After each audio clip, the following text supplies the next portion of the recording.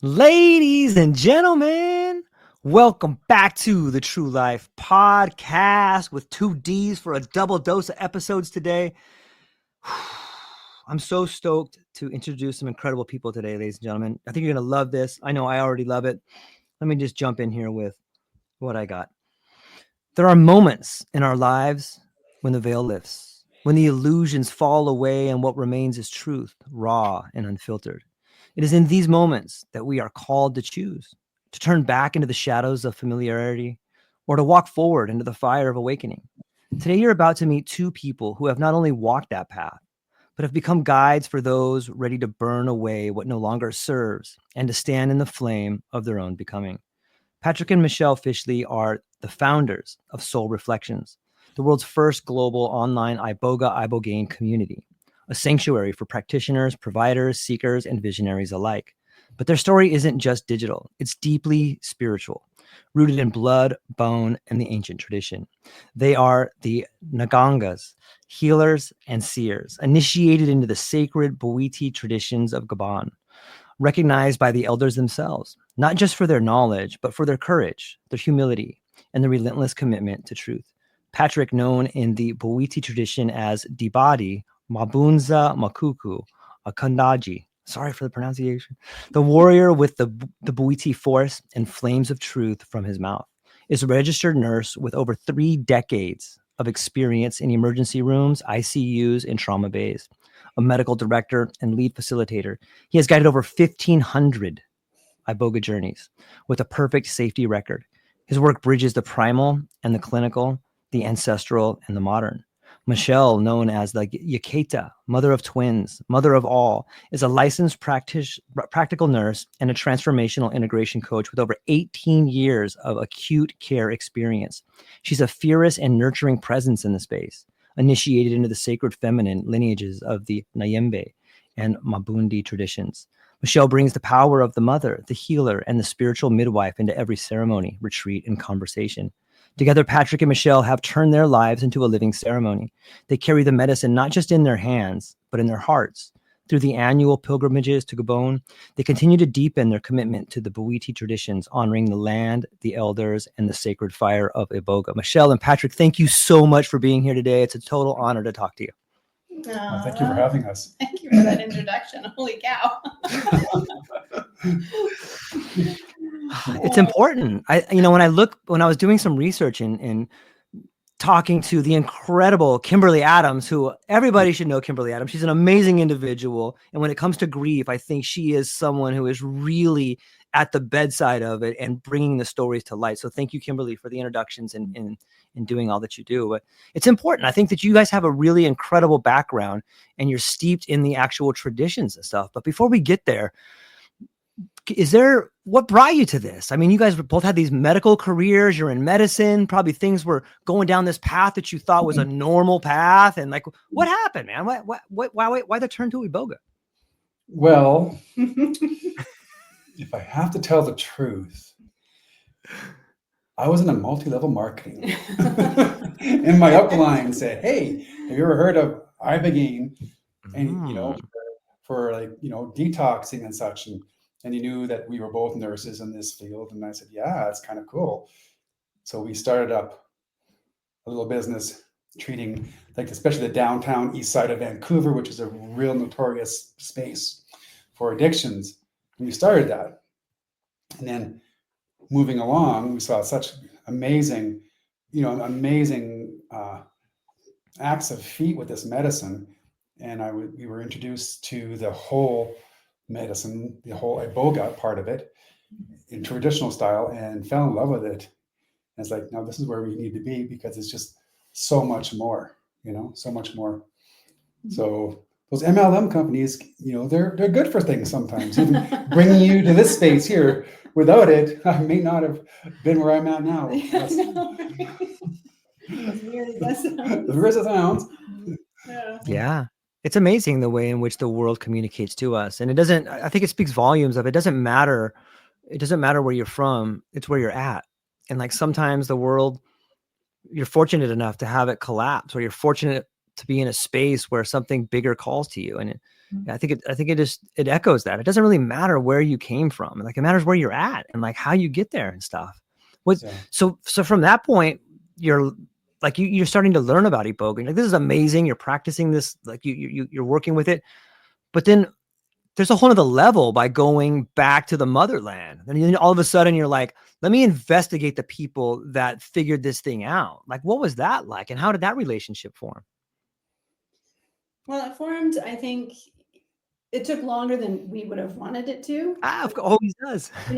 So we had been working with the medicine for quite a few years before we were able to go to Gabon, because we wanted to go in a good way. Yeah. And with the right people. And so when the opportunity came, we were like, yeah. I was terrified, to be honest, because it was so not something that I would say I would typically do. I'm not like a big risk taker, although when I think of it now, in a way I am, because we work with a medicine that's, certainly not mainstream. So, but I think when you know something is right, you know something is right. And so even though you're afraid, you do it anyway. Yeah, that's a brilliant point. I think it speaks to the idea of courage. And I think that people that battle with addiction, they must find that courage. Like, something's wrong. And, we were speaking a little bit before the conversation about, what does it take to be a guide? And for me, in my opinion, like, you have to have walked through the flames of your own destruction. Like, if you want to understand addiction, you probably should be addicted to something. You should probably understand what it feels like to be thinking about a substance when you have your family around you, and you can't stop thinking about that substance, and it steals away all those valuable minutes that deep in your heart, like, you should be embracing, but you're not, because you're thinking about this other thing. Like, woo, that is a tough place to be. It must be even tough to work with people like that. And like, you yourselves have walked through some different flames like that. What are your thoughts when I say that?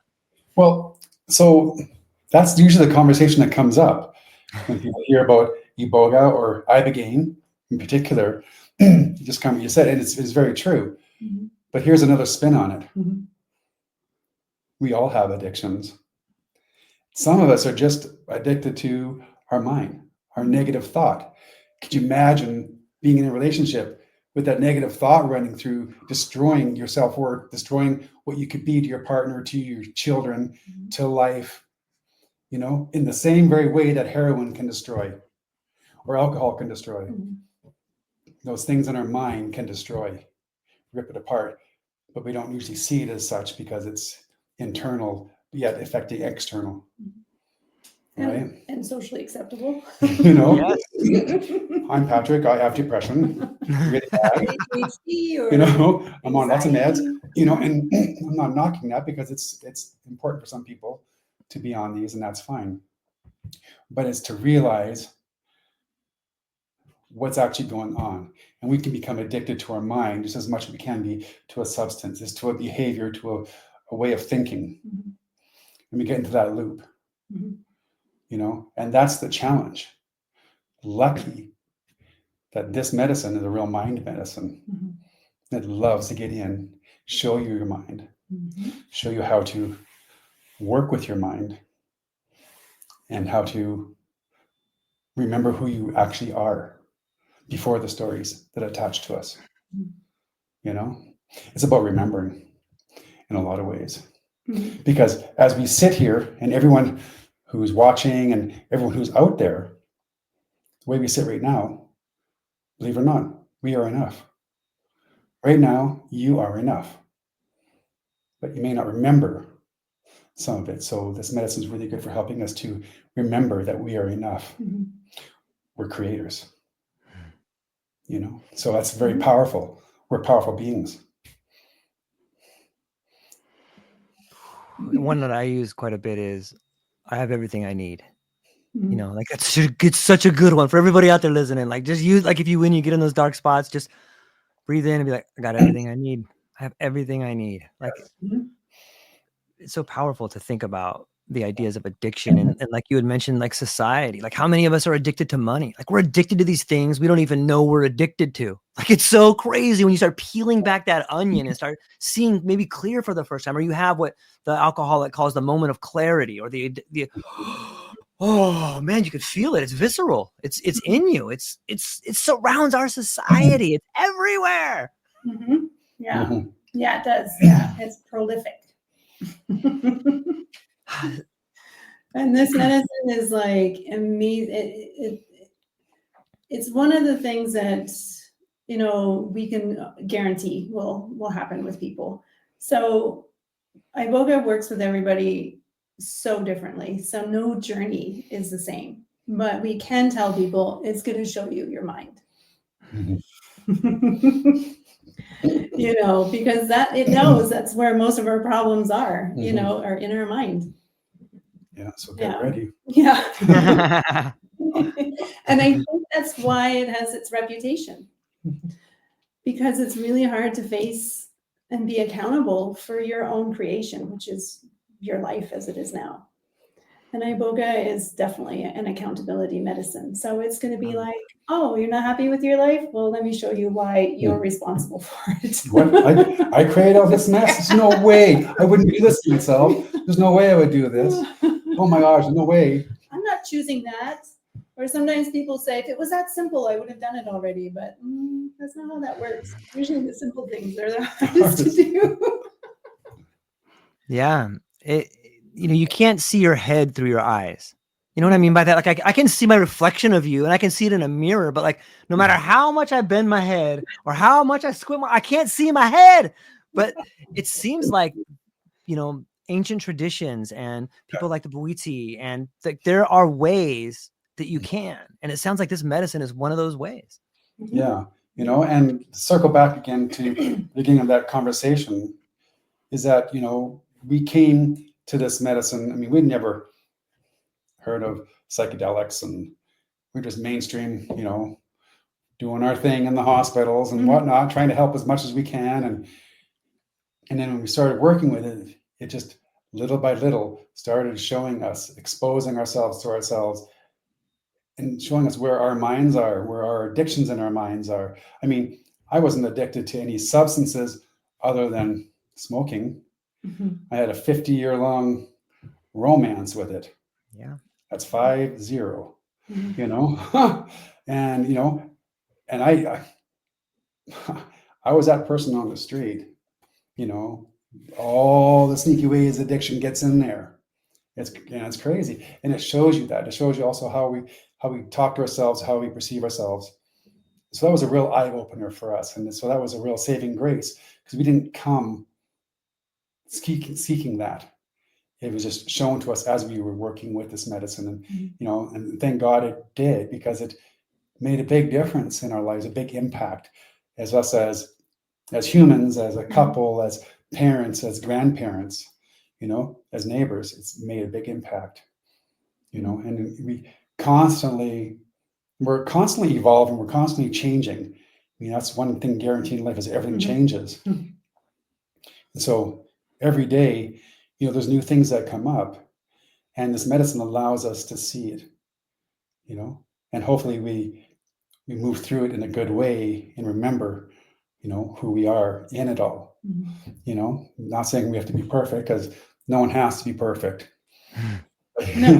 Which is good. You know, I know, but it helps you remember, you know, to keep working, be vigilant.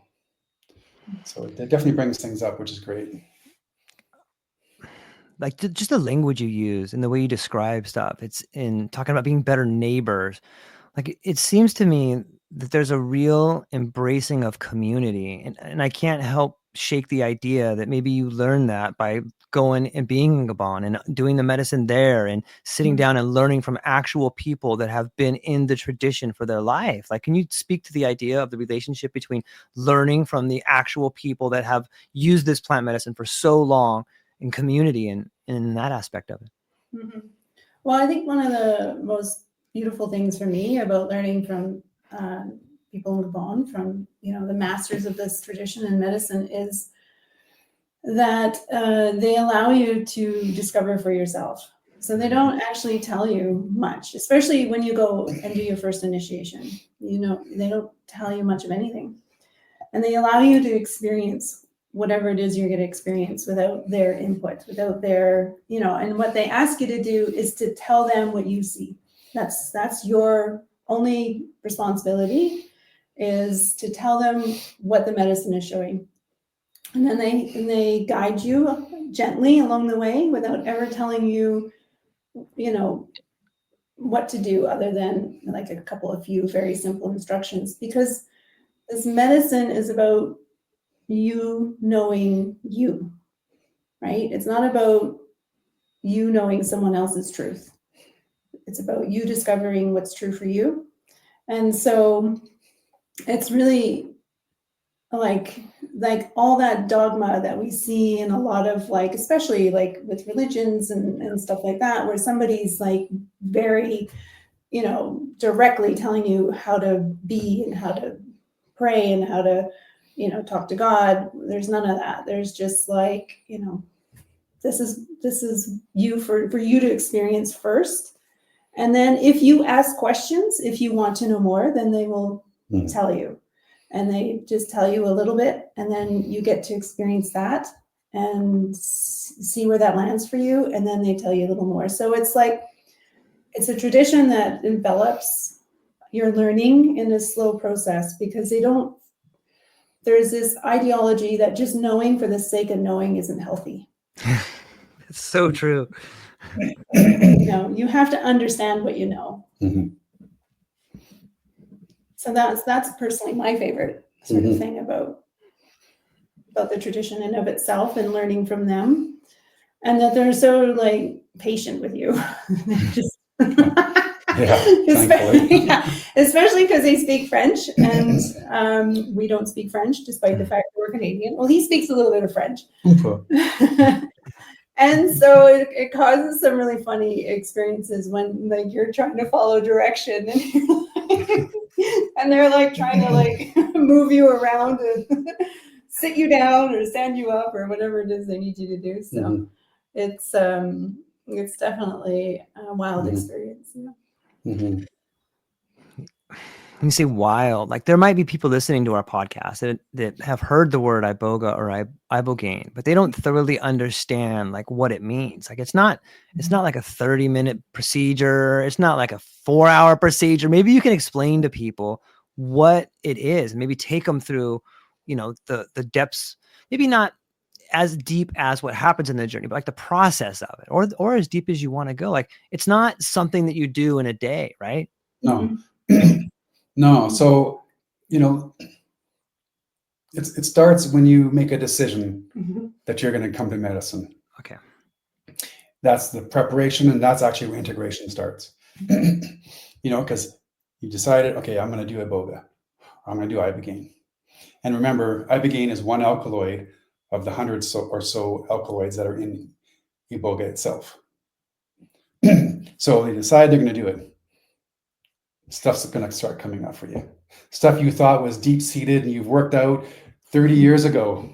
You know, some of us would be like 50 years ago. You know, it was worked out, no problem. Why is that bothering me for? You know, it's coming up to be remembered because it obviously wasn't totally worked through. You know, so stuff starts coming up, and that's a common theme across the board. Over the 12.5 years we've been working with this, we see it all the time. And so when a person comes to medicine, you know, it's not a quick magic pill. It's nothing easy about it, but yeah, it's the easiest thing to do. You know, it's easiest thing because all you have to do is surrender to the medicine, but that can be the hardest thing to do. You know, because it's taking us out of the equation, this ego, this whole control, right? Yeah, identity. You know, yeah, the identity. And so when we start medicine, you know, like we'll start, you know, say we start at like 9 o'clock at night, and we sit around with a fire circle, and we talk about things, you know, truths and whatnot, and we take some medicine, you know, and then starts, you know, in a couple hours, you know, the participants become like deep within the medicine, and so we lay them down on mattresses, and you know, it starts. But by 6 a.m, that first stage is kind of through, where they're having a hard time walking and a lot of things are coming up, and it's the more intense part of it, right? And even though it's intense, so the difference between this and other things is that it's onirogenic, right? It's like walking in a dream world, like to create. It's not like DMT where you buckle in, you're going for a ride. It's a lot different because you're fully aware. And one of the biggest things we notice from people who are doing the medicine will say, "Hey, how you doing?" And they go, "I don't know. Do I have enough medicine? Like, I feel fully aware. I feel like normal." So yeah, no, that's perfect because it's not about going out. It's not DMT But molecules. yet they're talking to their grandpa and having a full conversation. Right. Yeah. So this is kind of going on. Oh, but I've been talking to the squirrel over there. Yeah. Yeah, Right. I think you're giving him Right. medicine. So by morning, at 6 a.m, we walk into the bedroom, so to speak, and it starts the next phase. We call that discovery phase. And that's where it's a lot of insights happen, and even more so. You know, the medicine's still deep within our system working, but you're able to navigate walking a lot easier, and it's just different. It's a different phase now. So it's not as harsh, you might say, or as deep, right? It's thick, but a lot of stuff happens in that day. And then the next day is integration day, where everyone's kind of back to normal. So it's 48 hours to 72 hours, it kind of Wow. come through, right? Whereas Ibogaine is a little bit smaller, knock off about 12 hours, 24 to 48 hours.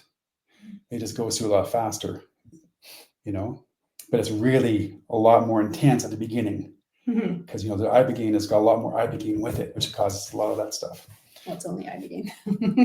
Wow. Ibogas have more. That's why I keep her around. She's always keeps me on the straight and narrow. So that's kind of the gist of how it works, right? And then we'll always usually have 2 ceremonies in a retreat, so to speak, because the first one, everyone's going to go through some kind of a detox, be it from substances or from medications you were on or whatever, or the mind, Especially the mind. Especially the mind, right? Negative things we talk about or whatever. It's purging. And it's like Michelle always says, it's like the old Windows 98 where we defrag the computers, right? You have all those fancy squiggly and blotchy colors across, and your whole hard drive is running slow, is not responding properly. You're pushing and nothing's working, and then you defrag and it just clears up all this space, and also you got all this space that's open. Things are running smoothly. Well, that's what it does to our mind. All those things that are being defragmented are stories we've attached that have come, and some come from generational, ancestral. Some are just because you were in the room and something happened, but it attaches.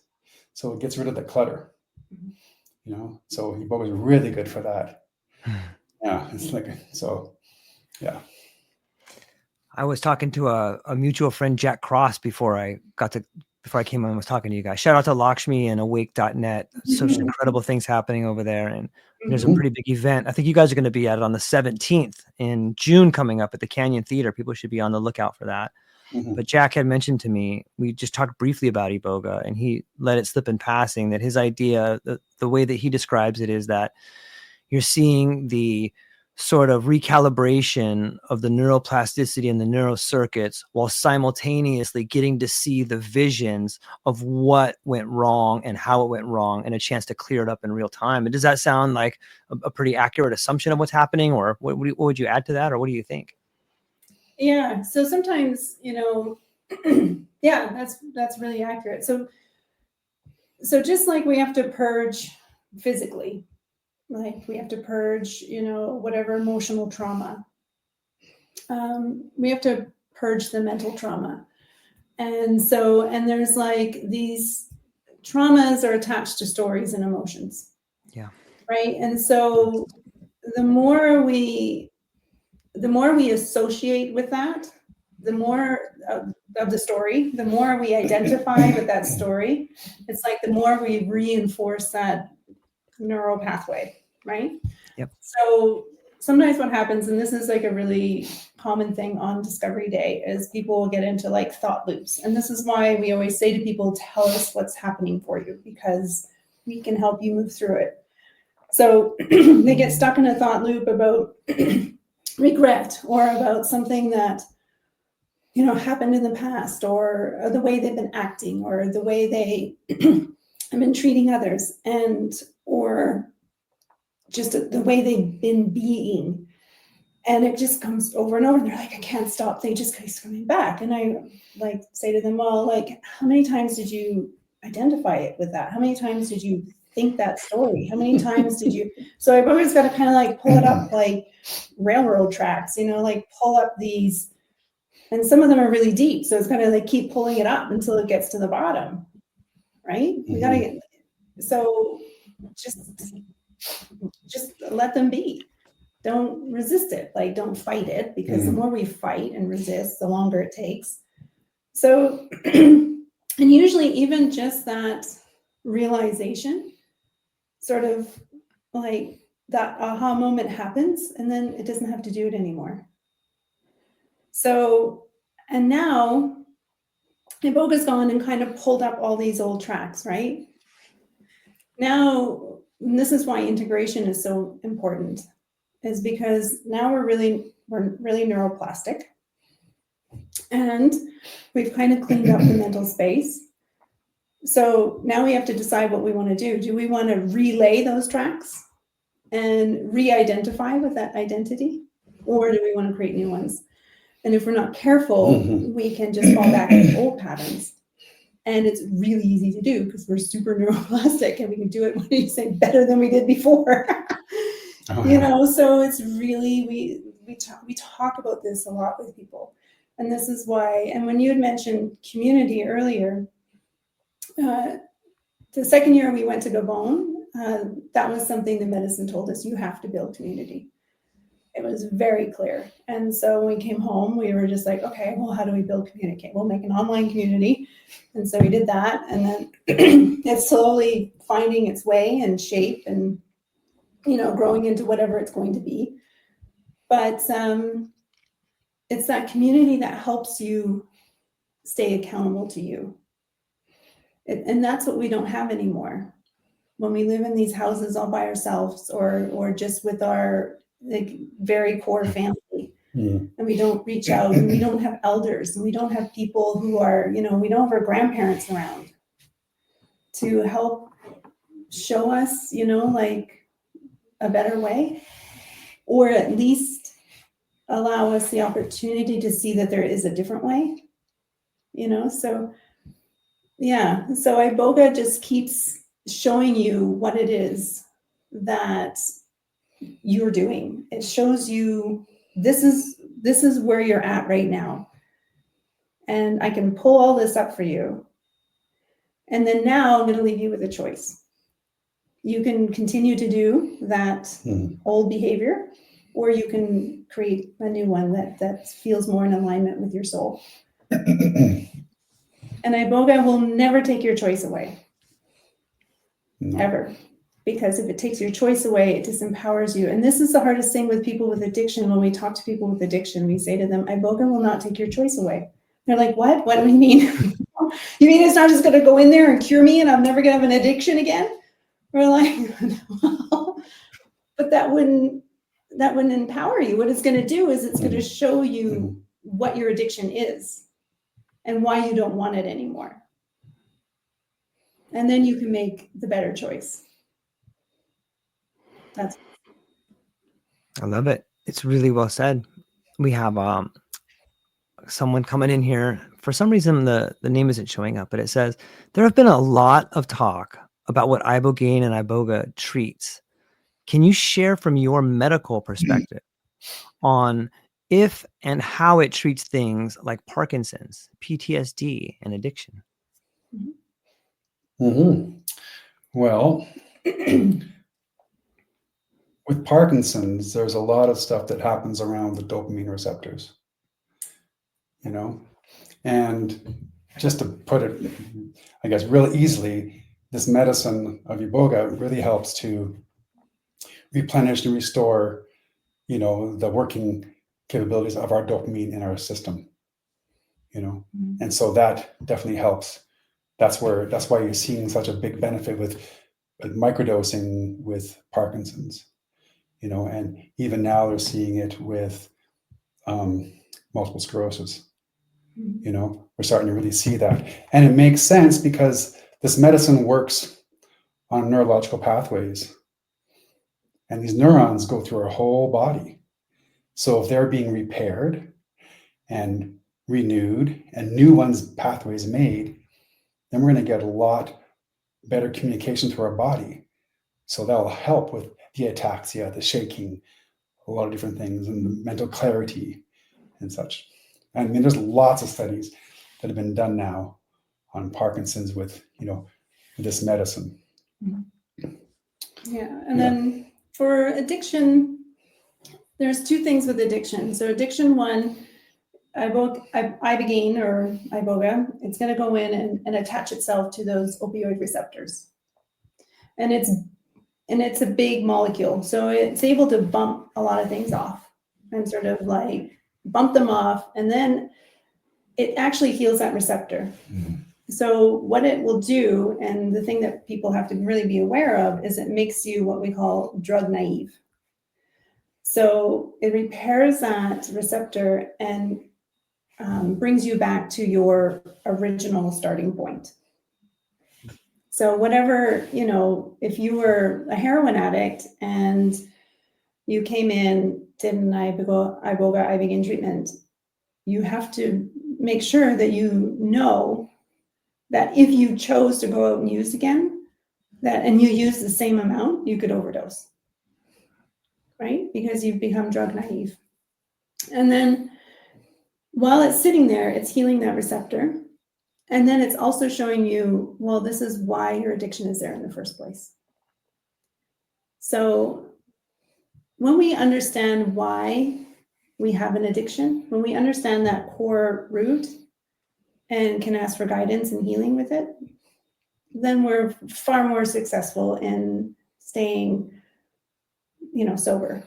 I don't like to work clean, but, we're far more likely to be making those choices to better ourselves, better our lives, look after ourselves rather than harm ourselves or punish ourselves or get stuck in this loop of trying to self-medicate to fix a problem that we don't understand, right?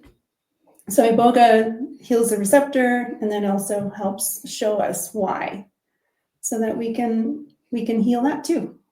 We can move forward from that. We can let go of that. And then PTSD. Well, I mean, it's simply as it's repairing all these neurons. It's repairing how things are firing inside.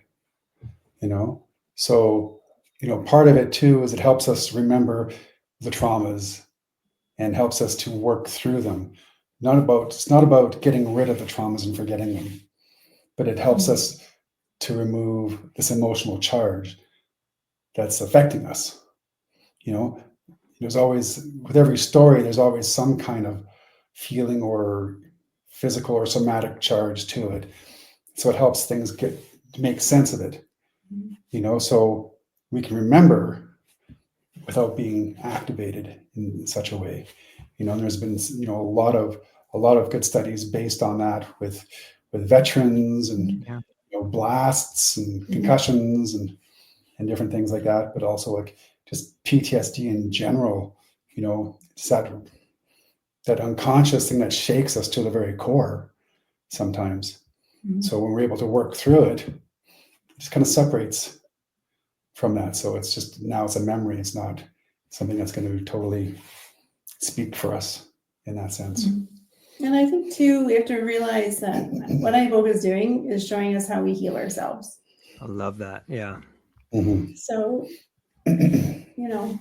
anything's possible, but sometimes what we think we need to do, what we think we need to heal, or what we think the problem is, isn't what we need to do. It's such a beautiful point.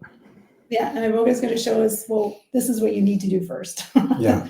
And I'm sorry, that's what you wanted, but this is not what you're getting. You're going to do this first, And then we'll go from there.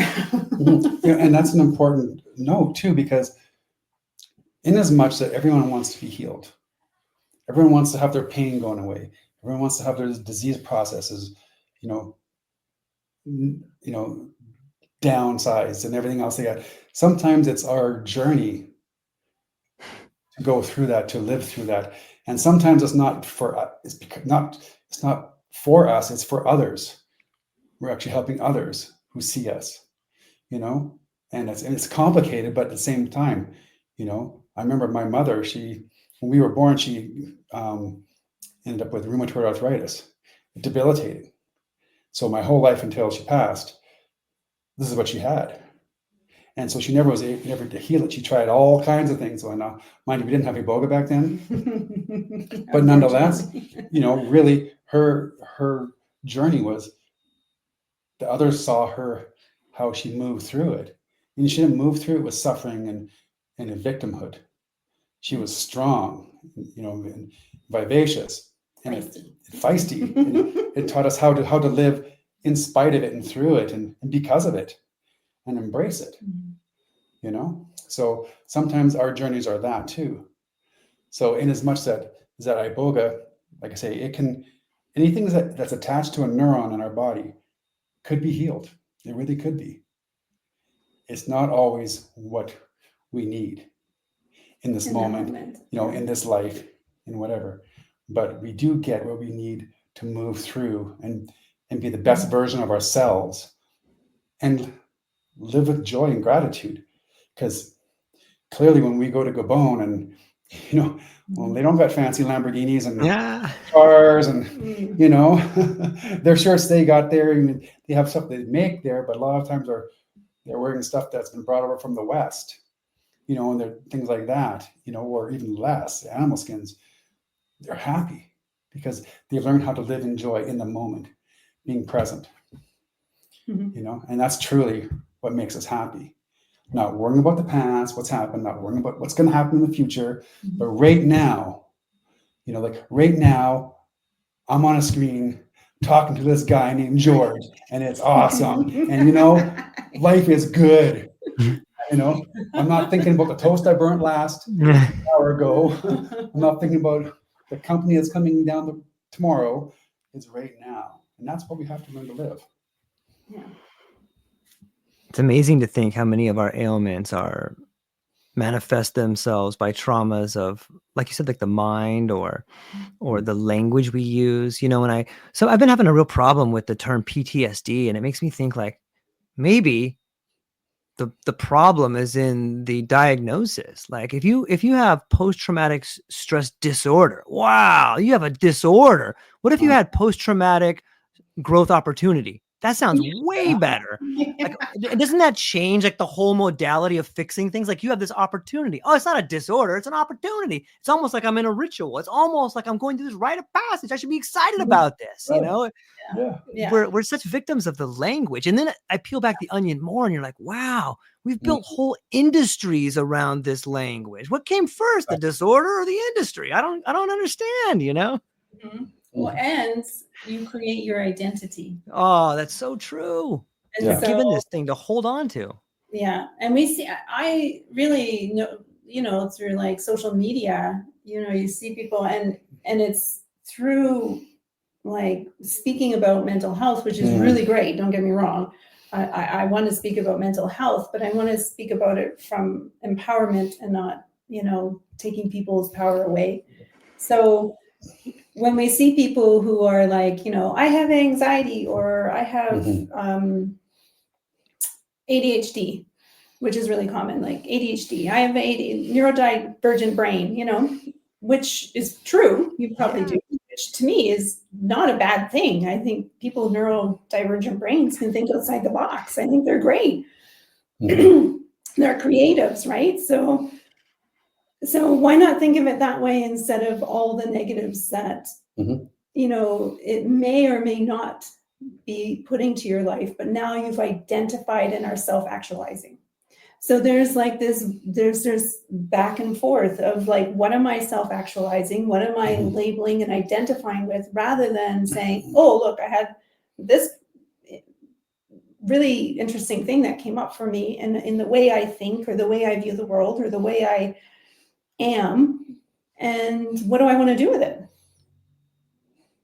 Like, what do I want to do with it? Because it's, you get to create. That's the power of being human, is you get to create what you want. Mhm. And if we look at all the negative things, then that's what we will keep creating. But if we look at all the positive things and what that gives us and the gifts it gives us, and that's what we will keep creating. Mhm. So I think it's just, it's that language around it. Like, how are we talking about it? Are we talking about it from empowerment or disempowerment? Are we talking about it from the victim mindset of the life is happening to me, or life is happening for me? Like, Mhm. Mhm. and these are the choices. And it's like, we don't realize how many choices we make a day. It's thousands of choices we make a day. You know, even like in your mind, like, what thoughts are you feeding? How many thoughts do we have a day? Which ones are you paying attention to? Which ones do you give energy to? Because what are thoughts are crazy. Thoughts, things float through your mind. You're like, what was that? You're standing there and enjoying this, like, beautiful view of maybe the ocean, and then you look down, you're like, ooh, what if I just fell off this cliff? Yeah, what if I jump right here? That's crazy. Where did that come from? Mhm. Like, that's thoughts, right? They're weird, random things, but the power is what do you focus on? What do you listen to? What do you develop into who you are? And that's the choice that we get to make. Mhm. And to remember too that words are spells. The power of the language. Yeah. We had a talk when we were first together. And I'm a real morning person. I like to get up early. She knows where I'm going. So it's true. That's what he's doing. And I'm like, I love mornings. I get up early because it's quiet, no one's up, and it's like, wow, it's me time. It's great. And I can stay up and do whatever. And she's like, yeah, I'm not really. I'm a night owl. I like staying up late and everything else. I go, yeah, but you should get up early and we can work out. Well, I would. I can. She can get up for the hospital and stuff. But she goes, yeah, but I don't really enjoy it, and yeah, I'm not really a morning person. I'm like, well, with an attitude like that, you won't be. That's what I said. Right? It wasn't really popular. But she tried to envision herself as being able to thrive in the morning. There's a 5 a.m. club. I think that was popular a while back, this book, and so she started doing that, and she realized that, well, I can. Now she prefers sleeping in a little bit, but she knows that she can be a morning person because words are spells. Yeah. So why would we limit ourselves? And we do this unknowingly. Mm-hmm. Sometimes we do it on purpose, self-sabotaging, but even then sometimes it's subconsciously unknowing or self-sabotaging. And that's what we're really doing. When we can be creating everything, because we're created in the creator's image, means we're creators. Everything that's in our environment can be created by us. And we can only control how we move through it. So I choose to move through it in a way that's not with some of these other landmines there. I just move them out of the way, and I can create things. So it's harmonious for me. That's what matters. Because if I'm good, then it can radiate to others. I can be of service to others. Mm-hmm. But it comes here first. Mm-hmm. I love it. Words are spells. They really are. They really are. We're casting them all day long, and we're listening. We're choosing which ones to give power to and who to give power over. And right. We got some more comments coming in from the crew in here. Thank you so much to everybody that's hanging out with us. Lauren, thank you so much for being here. I really appreciate it. And so does everybody else. She says, how does Iboga compare to other psychedelics? Well, Iboga is different. So Iboga is not a true psychedelic. Like we said, it's a neurogenic. So, which Latin means to dream and to create. So it's more like when you're in the Iboga, experience. It's more like a waking dream. It's sort of how things appear. They can be super visual, or it can be very auditory, or you can feel like nothing is happening at all. And your mind is totally blank and still, which is really weird for people, and people struggle with, and they actually think they're doing something wrong when that happens. Like sometimes we'll check on someone and say, hey, how you doing? And they'll be like, there's nothing happening. I mean, like for me, that's great. I mean, how often is your mind quiet? Yeah. Like, well, never. I'll enjoy your space, so it can, things can come to people in just a very insightful way, where they just sort of are just getting all these realizations. And Iboga's direct. Sometimes we can do guided journeys with people where we can help people sort of ask very specific questions, like, why do I have my addiction to whatever? And they will just get an answer. Well, that's because, of the abuse of your mother when you were 12 years old. I mean, that's how it will work. So, and they're always simple. The answers are short and they're simple. We know when people's mind is interfering, when the answer becomes complex and they have to describe it. Yeah. And here's another thing too. So with Iboga, it's always going to be about you. Mm-hmm. About you. So, if you want to know, how do I deal with my mother-in-law? She's so out there or whatever, and how do I deal with her? Because it's affecting our relationship and everything else. Not ours, though. Not ours. Great. My mother-in-law is pretty cool. Shout out to my mom. You're great, Mom. But it's a real thing sometimes, or whoever it is. And a lot of medicines, they'll show you this person and what they're like, and all this creativity part of it. And that's really a lot to do with the DMT molecule that's in there. Iboga is just going to show you mm-hmm. and how you're dealing with her. Not about her, it's about you. Mm-hmm. See, that's the part with the heaviness with this medicine. It can get heavy because it's about you. Mm-hmm. What about my addiction? It's about you. Mm-hmm. What about this? About you. And how are you moving through it? And what are you doing? What have you done? And what aren't you doing? And what should you be doing? Mm-hmm. And what are you doing right? Mm-hmm. It's always going to be about you. So that can be the heavy thing. Yeah. And so that is, how it differs a lot, because it's not a true hallucinogenic in that sense. But like I say, it can show us everything and above and whatnot, because it's very intellectual. Mm-hmm. And, they'll refer to, I as the mother or the grandmother, say, so to speak, everyone's got some kind of a feminine or masculine disposition. And they'll refer to Iboga as the grandfather or father. But really, it's a duality. It's got male and female spirit. And it's a perfect balance. And some of the biggest lessons I've learned from Iboga were spanked to me by the grandmother, the spirit of Iboga. I tell you, don't get those feminine spirits mad at you, man. No. Don't do it.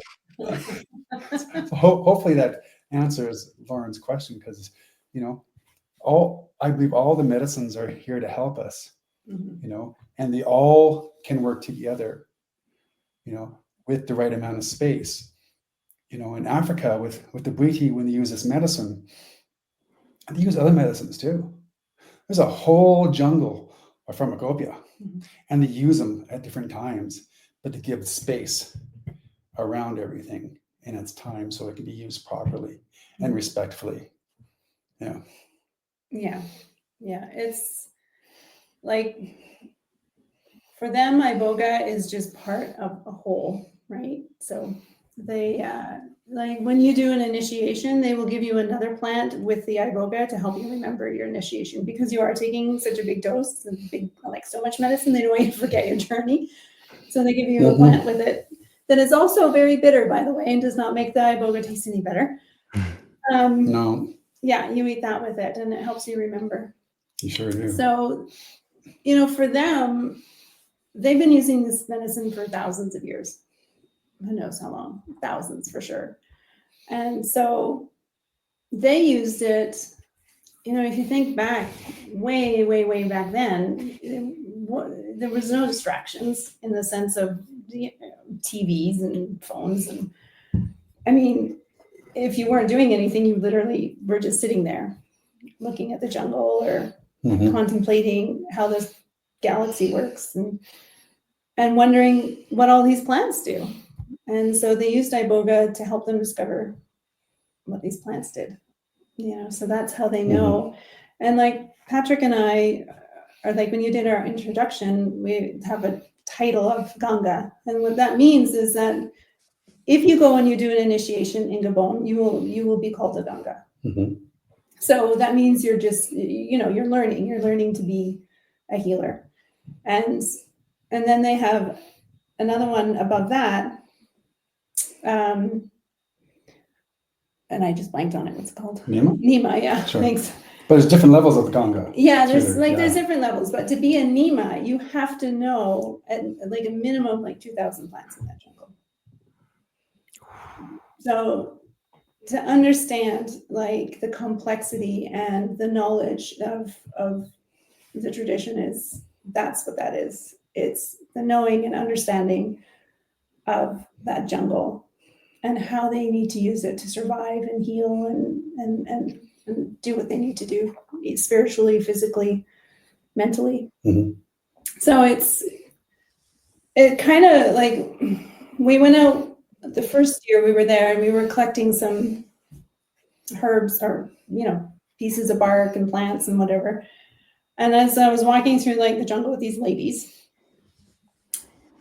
I'm like thinking about like when the French came in to, take over and like how, like these labels of like, them like being unintelligent and not advanced. And I'm like, how would you have even ever thought that? Like they know everything in that jungle, like everything, like we had to tell them only show us these plants, like, because I'm not going to remember if you show me every plant we walk by.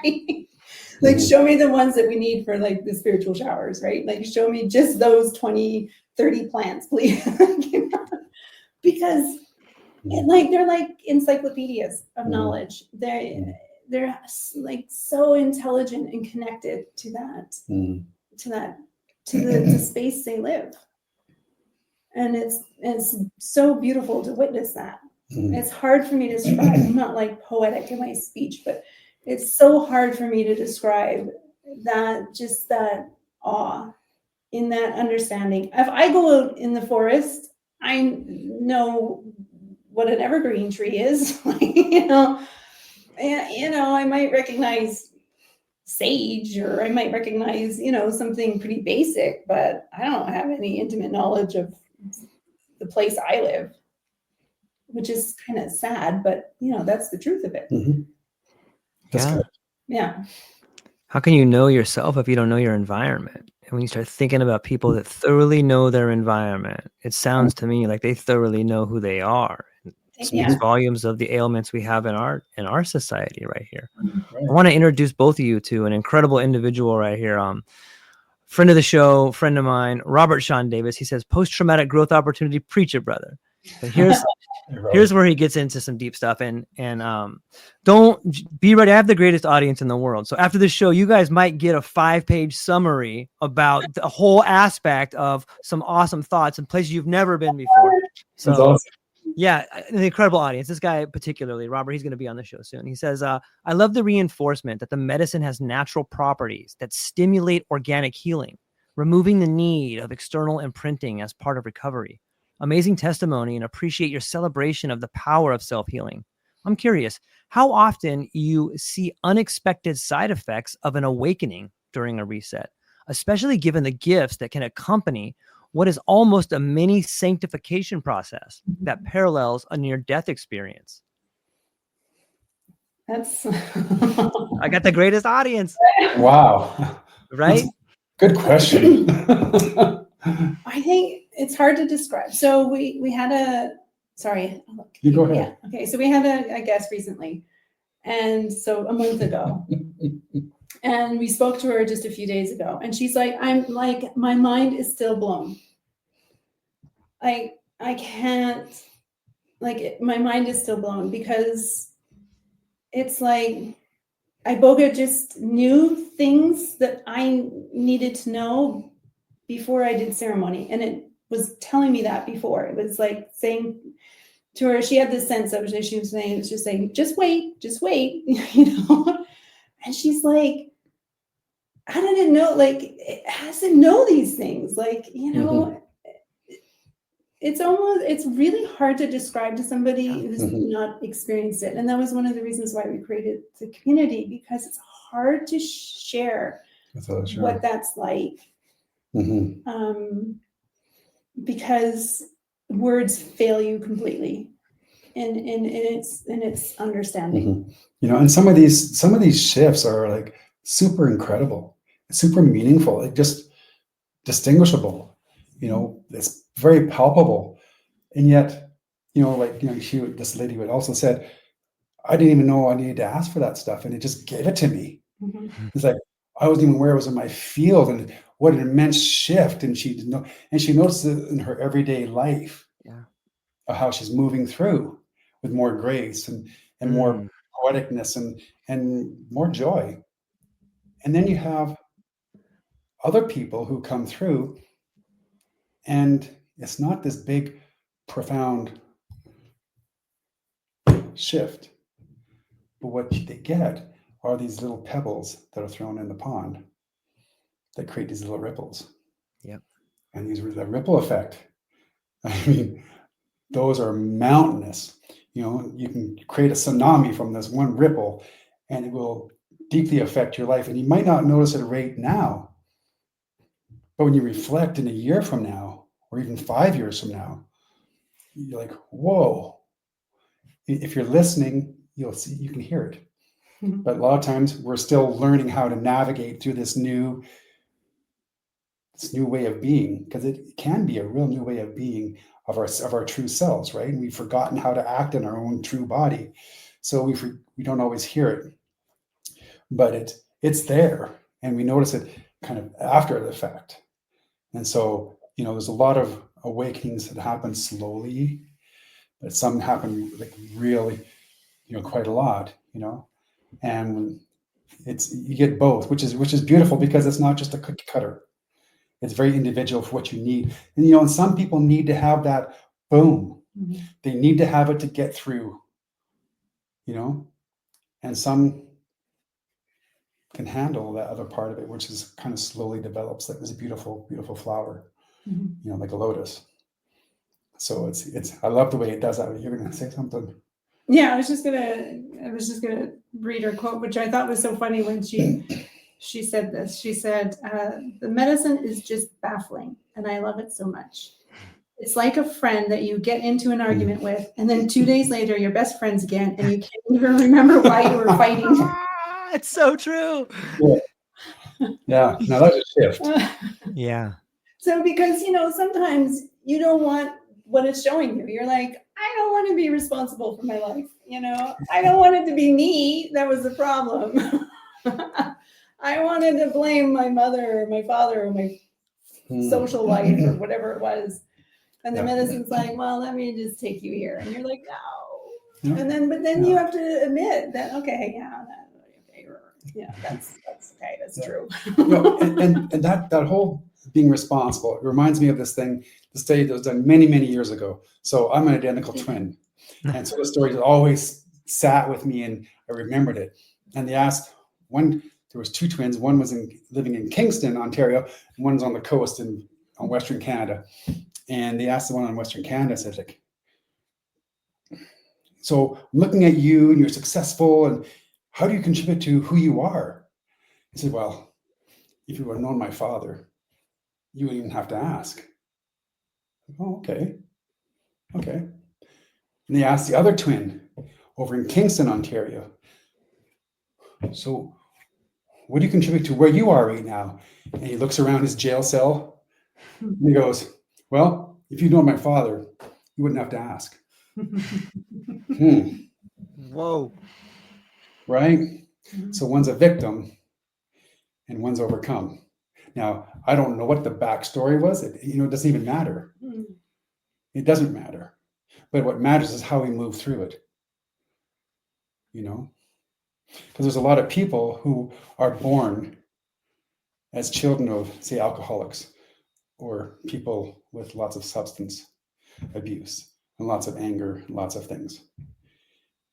And the nice part is those children don't have to grow up to be like that. Now, it's not always easy at all. I'm not going to take that away from anyone's journey because that can be really hard. But you still get to choose.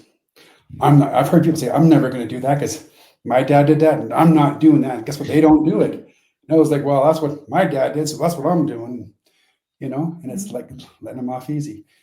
So it's being accountable to yourself, which can be the hardest thing, but the most rewarding thing. I do. I hear a lot of, and I think that everybody struggles with this. I know I do too, is like the relationship between like self-worth, self-love, and self-importance. I think so many of these particular medicines, and maybe you could speak to the idea of how Iboga helps you deal with those ideas of self-worth, self-love, and self-importance. Well, I think like for me, sorry, one of the things Iboga showed me was I was laying, I'd taken medicine, I'm laying down with the medicine, and I'm, waiting for Iboga to show me something or talk to me in some way.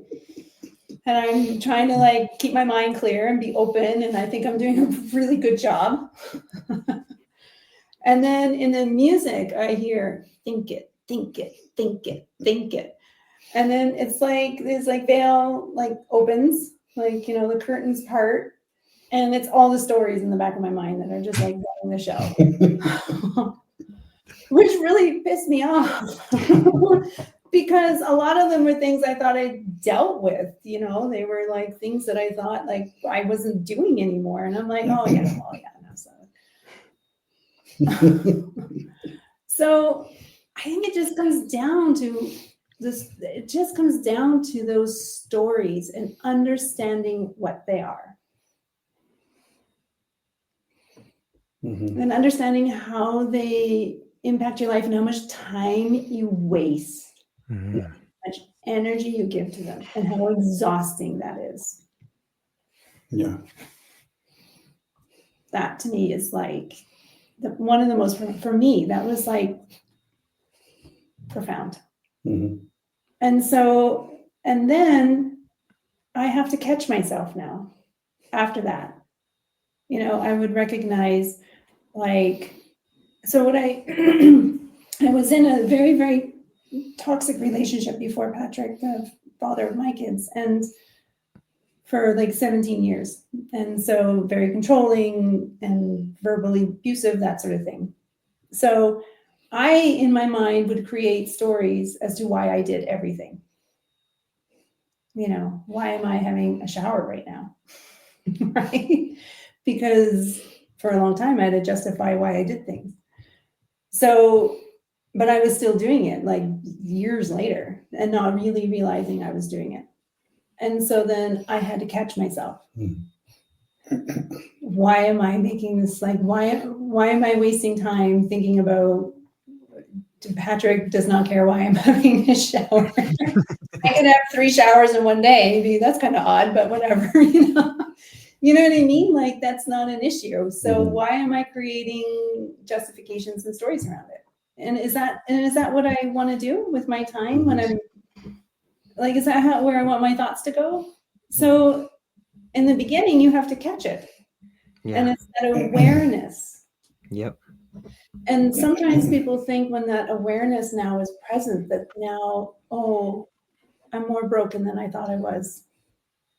Or, oh, I'm doing it wrong. Or I'm not healing. I haven't healed because I hadn't healed because I see all this stuff now that in my mind. We're like, no, that's the point. The point is that you see it, so now you can make a choice. Mhm. And now it comes back to choice again. So you can make a choice. Oh, that thought came up. Oh yeah, okay, whatever. And a good friend of ours, Katie, she says, I give my brain a name. Like whatever it is, Matilda the Hun. Like, you know what I mean? Like, so you stop identifying with it. Mhm. It's not who you are. Yeah. And with that, like, and she's saying, like, you gotta kind of practice those things. It doesn't just, you can end up seeing more of it. People sometimes, not always, but sometimes people think you do a big plant medicine, you're gonna have this aha moment, be enlightened, be woke, woke, and the whole 9 yards. And in the essence, yes, we end up waking up, we end up remembering, we end up seeing who our true selves are. We're shown, like she was shown, this is who you are, this is what you're doing. Even though you're like the unconscious traveler, now you're a conscious traveler. Now you can see it. And I had friends say to me one time, some people who are participating, well, I just, maybe I should just sit there and bask in it and really get to know all my dark side and all this stuff that's being shown to me. I said, well, yeah, it's being shown to you so you can see what it is.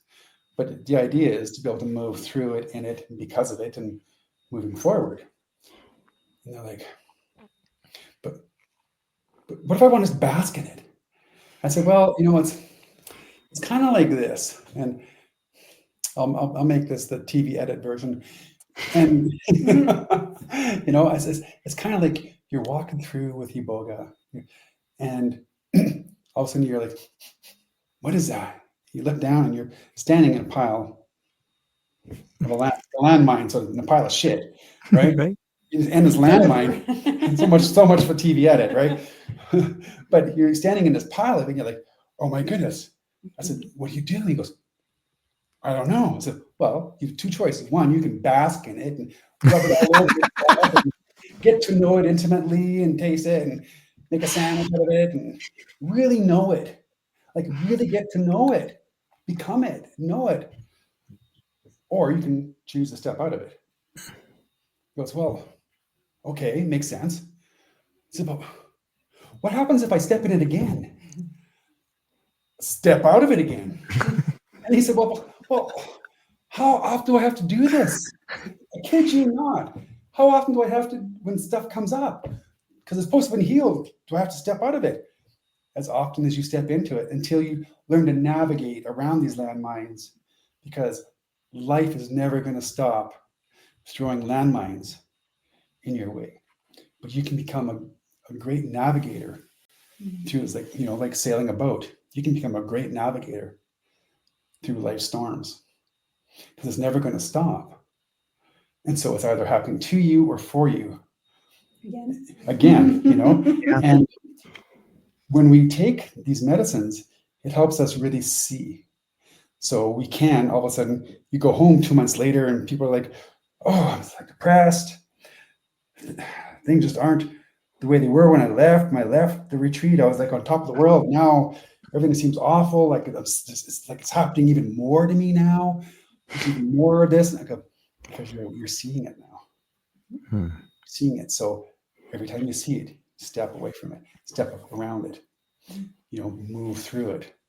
Don't sit there, don't be caught in that loop again. And that's our responsibility, and we have that responsibility in life anyways. But if you're going to take a powerful psychedelic and plant medicine to heal yourself, to become a better version of yourself, then be ready to move through these things as a responsibility with that. You don't get to just open up this can and go, well, good, I'm just going to put it over here now. And life's going to go on. Once you know, you know. Once you know. And that's empowering. That's empowering. And within that can become joy, because every time you go around and you see this thing, you're like, oh, thanks for reminding me that I'm not that person anymore. I have things that come to me like, that I worked through, and I'm like, oh, yeah, nope, that's not me. I'm not that person anymore. And that's so much joy because I'm not trapped in that anymore, And so that's empowering. That's gratitude. Lets me live in joy. It's really amazing. Yeah. Does that make sense? Yeah, that's really, really well said. I can smell what I'm stepping in. We have a choice, and you just keep stepping out of it. Yeah. Become good at this. Yeah, it's a gift to get to see it and be aware of it. Like you mentioned the word awareness, and like that word alone really opens your eyes. A lot of times we'll talk about altered states of awareness, and Michele said it too. Like once you know, you can never go back. Like you're given the gift of seeing it and realize that it's a gift. It's painful, it's hard to carry, but it is a gift. And once you learn how to be aware of it, then you can learn be aware of how to navigate through it. I think it was a brilliant way you described it there, and I think it speaks volumes of why the two of you are a great team and good at what you're doing right there. Thank you for that. It was really well said. Well, we all, like, it's been said for years, like for decades. Knowledge is power. Yeah. Everyone knows that phrase. And that's what these medicines give us, is knowledge. So that's power. But not necessarily math and science and book reading, the knowledge of ourselves. The knowledge of ourselves. And I think that's the key difference. And we can know things intellectually, and a lot of people, when they come to us, they're at a point where they're like, I know all this stuff. Like I know, especially when we have somebody that comes to us, say it's a therapist, and a lot of times that's why they do therapies, because they're trying to heal something in themselves and they want to learn, how can I do it for myself and how can I help others, right? So, and they're like, so I know all this stuff, but I still can't figure it out. And somehow when we take these medicines, and Iboga for us, is the one we love the most. So it's like, when we take this medicine, it moves that knowledge from intellectual into deeper knowing, into understanding. It helps us process in a deeper way what it is. And and that's the difference between Iboga and talk therapy. When people talk, I've been in therapy for 20 years, and I did more in that week with Iboga than I did and all that talk therapy. Well, that's because your therapist can't go in your mind and show you what's going on in there and fade the veil between the conscious and the subconscious, where the actual programming is in that subconscious mind. Most of our decisions are made back there and we're totally unaware of them. And so Iboga and other plant medicines that allow us to, I shouldn't say plant because there's a lot of different varieties in medicine, but these other medicines that allow us to step behind that veil a little bit so we can understand more about who we are and what makes us tick. Something to be said about the language of experience. And I often think about when the instrument becomes an institution, it loses its ability to work.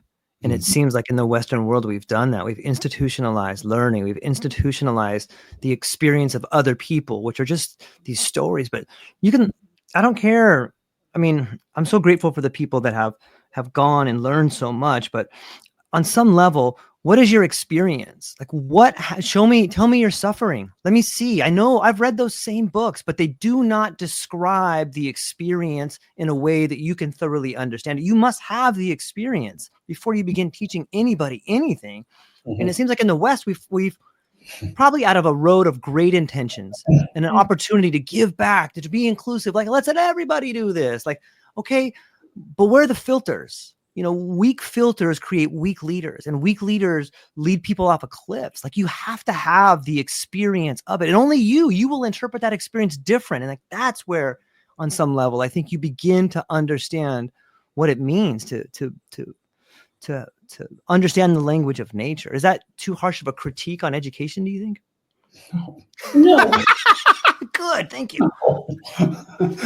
It's very true in a lot of ways, you know? It Yeah. actually is, you know? I mean, we need practical knowledge. We do, of course. We need both. Yeah, but we're forgetting the deeper knowledge. We're forgetting, inner knowing. We're forgetting wisdom. Mm. We're consuming knowledge and not sitting in wisdom. And wisdom takes time. And we live in a society where everything is instant, and we celebrate youth only. Mm.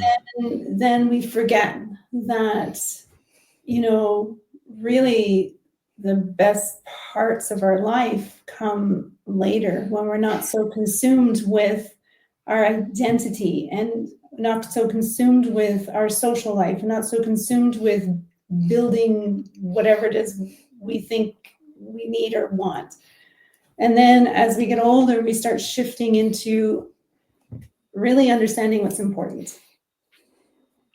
And we can't do that all at once. We have to go through the process. And so we've forgotten, in Western culture anyway, to listen to our elders. We've forgotten, we really forget how important they are. Mhm. Right? So I read this thing a little while back, and it was like, there's only 4 mammals or something in the animal kingdom that go through menopause. Humans being one of them. And that's how important wisdom is. That's how important it is for us to have elders, us to have people that are no longer focused on creating the future, but teaching the future. Because you need to be at that stage in your life to be able to teach. You need to have had lived life Mhm. to teach about life. Mhm. You can't do it when you're 20. You can understand things and have knowledge when you're 20 and 30, but you really don't take away the beauty of aging, right? Don't take away the beauty of accumulating all these experiences. That's why we become human in the first place, to have these experiences. Why else are we here? We don't get them instant. That's why there's time. That's why we live in this linear world where we feel the effects of time, and we age, and we do all these things that we think we don't want to do, but they're to teach us things, and to show us how to experience, to really understand what things are and what's really, really important. And with all, I think it's so pronounced now with all the craziness in the world, and maybe this has happened in generations before, right? Where we've had big shifts, but, we can really see there's left and right, and, whatever, woke and unwoke, and all these labels of division. Yes. Mhm. And so what is that asking of us? Why is that so pronounced right now? What is that truly asking of us? Is that asking us to divide even more? Is that asking us to love one another? Mhm. Why are these things coming up for us now? Yeah. Now, we're at a time in our culture, in our civilization, where we need to remember, remember back. And we have people who are in their wisdom years acting like they're in their 20s, because for some reason we've dismissed that so much that they feel like they don't have value unless they're pretending to be something they're not anymore. It's these are and I think these are the important questions, and this is what we need to be looking at when we're thinking about elders and we're thinking about spiritual education. Yeah. Who's teaching me? Who am I going? Am I going to somebody who is my same age? Or am I learning from somebody that has greater wisdom because life has happened?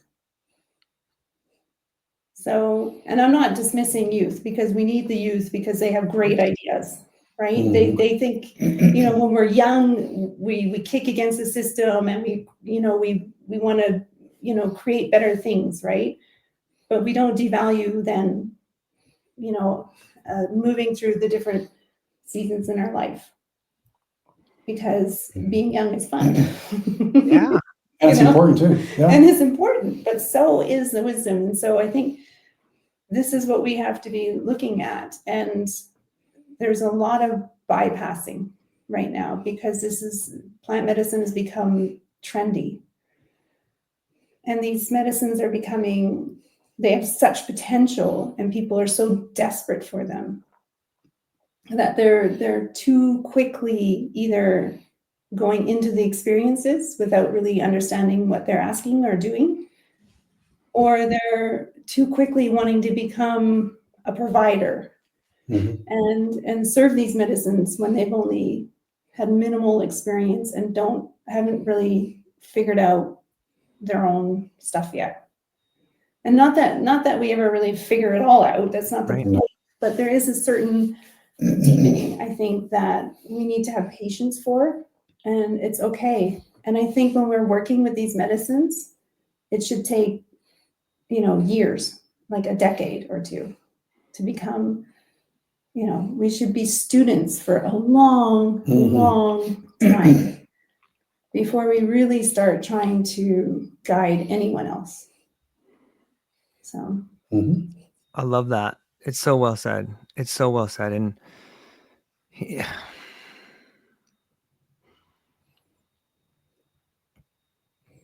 It's so sad to me to see on the topic of elders, like, and this fascination with youth, being young. I want to live forever. I want to be young forever. Like, look at what we do in the West. Like, we've gotten so far away. Like, we put our elders in like a care home somewhere because we don't want to see them because it's so hard. Oh, my mom can't get out of bed. Well, maybe you should take care of her in her bed. Maybe, you know, like, maybe she can teach you a lot of things by, like, the story you talked about your mom with arthritis. What do you learn from an elder who has cancer and see the pain that they go through and losing their ability to walk? Like, what do you as an individual learn by, oh my God, I need to take care of them? Maybe you need to quit your job. Maybe that's what you need to do. Maybe you need to figure out, like, oh my God, this is teaching me what I have to look forward to. This is teaching me what I need to do in my life. Like, maybe we should stop turning away from our responsibilities to the elders and the youth and start doing things that matter. But you know, the demands of the Western society to have the nice car, buy the house. Oh, you want to have kids, you better have this much money. Oh, you got to go to the right school. No, you don't have this degree. Like, we've gotten so far away from the things that really matter. And there's no wonder we have a manual called the DMS-5. We're all going crazy over here. We're running away from the very things that would free us. We're running east looking for a sunset. That's right. yeah. You know, and nobody has really ever accomplished things by turning away from what's happening. They embrace it. You know, they go with it. They use it. They get the inertia going with it. You know, it's that old thing, you know, life hands you a bunch of lemons. You know, put them on the side and let's go have some apple juice. You know, you make lemonade out of it. You know, when life hands you this, what are you going to do with it? It's here for a reason. Yeah. You know? And a lot of times that comes with age, with that maturity part of it. You know, and like Michelle says, sure, there's a lot of youth who have really got it going on. A lot. And kudos. I mean, thank God for that. These are these young thinkers who are going to lead the way. You know, these are going to be our leaders. And we can learn from them too. And it's like, I'm never too old to learn. Yeah. Ever. You know, I don't want to stop learning. You know, 'cause what then? I'll just get old. You know, what good is being an elder if you're like Grandpa Simpson just sitting there, you know, doing nothing on the couch? I mean, I'm like, no, you know. Yeah. So there's lots to learn, and it's there for us, put in our way every day for us to use. And because of it and for it and everything, you know, life is great. Yeah. If you let it. There's I got a great question coming in here from my friend Clint. Clint Kyle's the Psychedelic Christian podcast. I want you to check it out. The guy does great work, and I love talking to him. He's an amazing guy. Check out his podcast for those that are listening. He says, how do we ensure that the Western thirst for healing does not become another form of spiritual colonization? We have the best audience in the world. That's a good question, right? You know? I think it's keeping it simple. And I think Iboga, that is one of, again, a lesson Iboga teaches us is it doesn't have to be it doesn't have to be hard to be worthy. It doesn't have to, we overcomplicate things. Just keep it simple, you know, and really, what is it you really need? You know, one thing when I first came into working with the traditional component of Iboga, I thought, okay, what is this tradition? It's the Bwiti, it's in Africa. Like, I have no idea. Like, I'm going to keep my feelers out. I'm going to pay attention because I have my core beliefs that I was brought up with, and you know, my faith and everything else. And like, what is all this about? And you know what I saw? I saw this tradition, not a religion, this tradition of the Bwiti that serves the Iboga. Bwiti is just simply the study of life, your life. It talks about truths. And one thing I kept watching things and seeing things. I'm like, that's true. That's true. That's true. That's true. And you know something? What is true for me is true for somebody in, like, if it's true. So let's talk about in this day and age and technology. That's a cell phone. And you get somebody in Africa, that's a cell phone. You get someone in the Buddhist community, that's a cell phone. You get the point. Truth is truth. And that's what I saw. And if we keep it to that, and it's not about dogma, you know, when they have ceremonies in Africa, in Gabon, they have a temple, right? And it's got a post in the middle, and it's just like this with a post in the middle. You go in one side and come out the other side of the front. Doors are never closed. There's no doors. There's no doors. And you can come as you want. You can leave when you want and come back and go, come back and go, come back and go. And no one's ever going to tell you how long you have to stay there. No one's ever going to tell you how you have to act. You just have to be reverent. Be reverent. You know, be truthful. Be true to yourself. There's no dogma attached. You know, we see that over here. And I'm going to get really unpopular with all the people in your podcast land, but we bastardize all these dogmas over here. We have. You have to do this, you have to do this, you have to do this, or this is going to happen, that's going to happen. And, you know, when you get back to the truths of things, that's what's really important, you know? And we just have to remember, go back to being what is true, what is truthful. Authentic version of yourself. Because, you know, we're all spiritual beings having a physical experience. And on that spiritual level, there's a balance point where everyone is on the same frequency. It's everything else that's put to stories around that change things, that dampen or strengthen the signals that are coming from there or whatever, you know, these stories. So, yeah. And I think that's a profound question because that's, you know, Patrick and I are quite protective, you know, of the medicine when we can be like, you know, careful of who we recommend to other people and Yes. you know, that kind of thing. So, and safety, we're super, you know, stringent on what we need to do for safety. So I think when you're looking at providers or when you're looking at retreats or places to go for these spiritual things, one of the things that is a good way to know is, are they empowering you?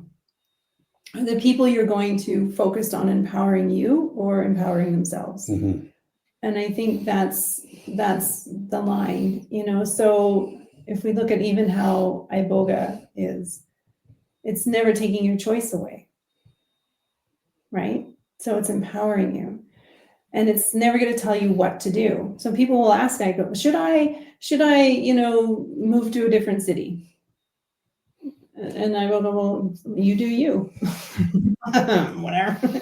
So you have to start, you know, you have to sometimes get creative with these questions and to say, like, do I want to move? You know, so if you're going to somebody that's telling you what your journey meant, or is telling you, oh, the medicine told me to tell you this. Well, why is the medicine talking through that person to you?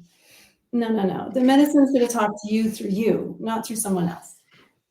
And they can maybe guide you. You know, the point of going to a provider or being like for what Patrick and I do, the point of us is to help you through the process of your own healing, of your own journey, and not to try to shift you from where you're at, not to tell you, you know, a better way, but to allow you to have the experience and to come to the conclusion of what that experience means to you, for you. You know, I don't need to be, you know, telling people what their journey meant for them. I don't know. That's for you to decide. That's right. So I think it's taking that step back, and it's like taking that ego out. I'm not here as your healer. I'm not here as someone telling you what to do. I'm here to support you and maybe, you know, give you an arm while you walk your journey, but I'm not here to tell you what that journey is. Yeah. I mean, I'll give you this little hoe, this little apparatus, mechanical tool, and I'll hold the ladder for you, but you're getting up there cleaning your own gutters out. No, I'm going to help you so you don't fall. I might recommend a few things of how to use that thing the right way, but you're going to do the work. You know? So I think, I think it is something we're going to have to be very mindful of as you know, mainstream kind of gets a hold of it, and people, you know. That's why it's so important to have the traditions come out and be really understood and be talked about in these kind of manners, so people can understand, you know. And we're not experts in Bwiti by any means. No. We're students, you know, but you know, we do speak of what we know and how to honor this medicine, how to honor this tradition, how to honor ourselves, how to honor each other. You know, they have a Bwiti truth, and it says, if you abuse nature, the price is misery, but you are nature. Right? That's a heavy one, because we don't think of it sometimes, you know, especially those of us who are caught up in all this go, achieve. That's, you know, that's how a lot of us we've gone through our cultures growing up, you know, and we forget, we're out of touch. Now, if we talk and listen to some of our ancestors, and we listen to some of our elders, if we're actually listening, we'll remember, and we can hear them like, no, hang on. Remember this stuff. Stop, smell the roses. That's an old term, right? Do this. You know, take your socks off and shoes off and put your toes in the sand. Things that our parents would have told us. You know, these are important things as we're moving through life, to enjoy it. And not to abuse it. Just think, if we didn't abuse it and we enjoyed nature, we'd enjoy ourselves a lot more. You know, there's such a cohesiveness for us and our nature and the whole environment around us. You know, it really is. Yeah, you can learn so much. I think it's the best teacher. Like, you can learn more from a battered coastline or a waterfall than you can from 8 years of instruction. And if you're really willing to sit down and just, you know, being in Hawaii for so long, I remember I'd go to the bay and we would go snorkeling, and then I'd just come back, and my daughter and my wife would be swimming. I would just sit there and be like, look at all this erosion, man. Like, this used to be like this little piece of sand used to be part of that mountain right there.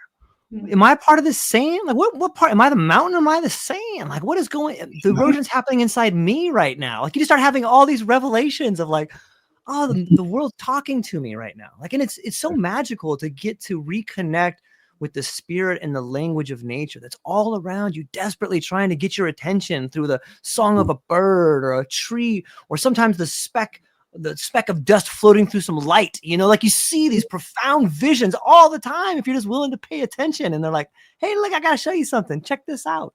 Yeah. That's exactly. Yeah. Yeah. It's in the stillness, right? Yeah, totally. Yeah. Yeah. And that's some of the beauty of doing these medicines. It helps us transfer it, Mm-hmm. and that's where it can start, Mm-hmm. Yeah. It helps us be still. It helps us slow down. Yeah. To reconnect. It's so well said. The idea of, and I the word remembering. Thank you for bringing that up. Like it's been coming so, I see it everywhere, and maybe that's just a sign of the times for what we need to be doing. But just think about that word remembering. Like we're putting ourselves back together, and it speaks volumes of the shift we've been talking about, and the reconnection of the youth to the elders and the people in midlife as the bridge between them. And like I really am seeing so many positive shifts in the remembering of society. And maybe that's why it seems so difficult right now, because we are trying to remember. There's a large part of people that are moving on to the next phase of whatever comes next. And there's anxiety, and there's this youth coming up like, where's my mentor? Where's my teacher? How come this teacher didn't teach me? Like we're really trying to remember what's happening and how to move through these times of change. And it speaks to the rites of passage, like the things that you help people through. And we've been spiritually devoid of these rites of passage and ceremonies. And it's so beautiful and elegant when you see it coming together. And it gives me so much faith in what's happening in the future. And whether you're speaking out or you're building something, like it's such a critical time that we're in right now. How did the two of you feel about this time we're in right now? Well, I think for people in the West, I think we're realizing that, for me anyway, I'm realizing that we've been too comfortable. Mm-hmm. Yeah. When I'm sitting in, sometimes I'd just be like, have a moment and I'd just be sitting there in Gabon at the village that we go to, and I'm looking around, and there's a well now for the village, but when we first went there was no well. And so they had to go to a river to get water and bring it back. And, there's you have like one light in a room, there's no washing machine, and there's no dishwasher, and, all these things. And you're like, our tolerance for discomfort is so low that everything is uncomfortable,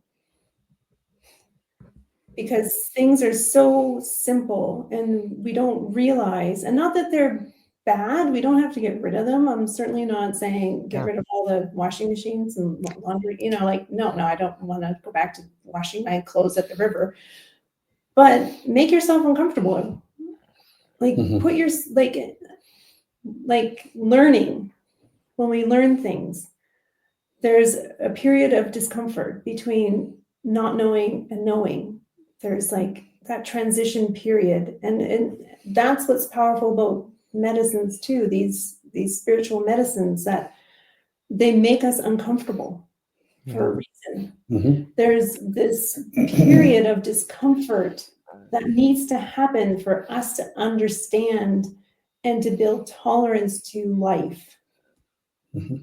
So that's why exercise, that's why people do extreme things, right? Because they're looking for the discomfort to build their tolerance to life. Mm-hmm.